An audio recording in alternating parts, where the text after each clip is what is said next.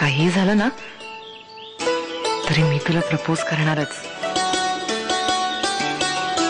शी, मी एवढे छान तयार होऊन आले आणि याने मला साधं नोटीस सुद्धा नाही केलं. अगं ती वनिता आहे ना, ती जिवंत आहे. मी माझ्या स्वतःच्या डोळ्यांनी पाहिलंय तिला. मी खरंच सांगते, ती जिवंत आहे. हॅलो हॅलो जानकी, तू असं कर, तू नंतर फोन कर. काय सध्या तिची मनस्थिती ठीक नाहीये ग. पुजारी काका असं काय करताय? ती काय बोलते ते तरी मला ऐकू दे. नाही हे बघ जानकी, अगं ऐक माझं, मी खरंच सांगतोय, तिला वेड लागलंय. मला वेड लागलं तर मारून का नाही टाका तुम्ही मला? बघ ऐकतेस ना, हे सतत सतत हे असं चाललंय बघ. काय झालंय मला काहीच कळत नाहीये. माझ्या आणि जावई बापूंच्या डोक्याला ताप झालाय सगळा. जानकी, जानकी बहुधा हे सुद्धा त्यांना सामील आहे. मला वाचव जानकी.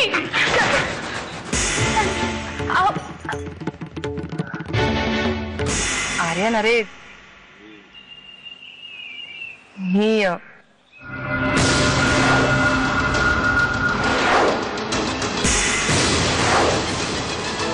आर्यन, आर्यन,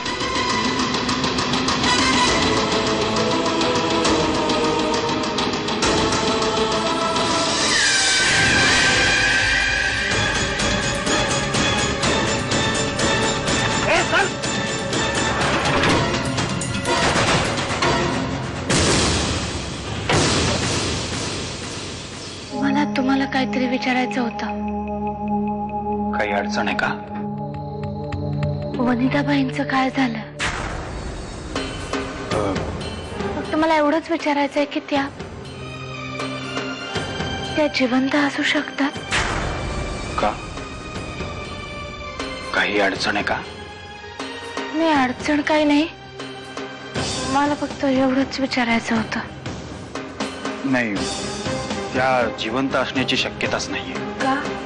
कारण त्यांचा मृतदेह मी माझ्या डोळ्याने पाहिलाय. वामन, सुमित्राच्या वडिलांना फोन केला होता मी. त्यांच्या एकंदर बोलण्यावरून मला तरी वाटतंय की सुमित्राची परिस्थिती बरी नाहीये तिथे.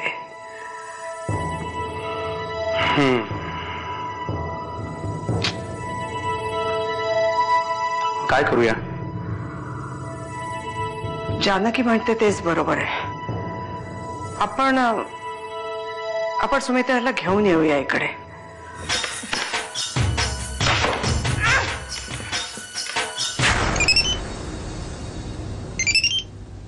बोल इंडिया. शेठ, काम झालं.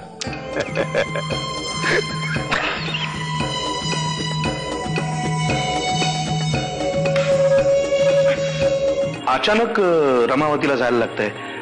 काय कदाचित येताना आम्ही सुमित्राला घेऊन येऊ. थांबा, मला सर्वात जास्त या गोष्टीचा त्रास होतोय की तुम्ही तिला आणायला जाताय. कारण संकट सुमित्रावर नाही, आपल्या घरावर आलंय. चल जानकी.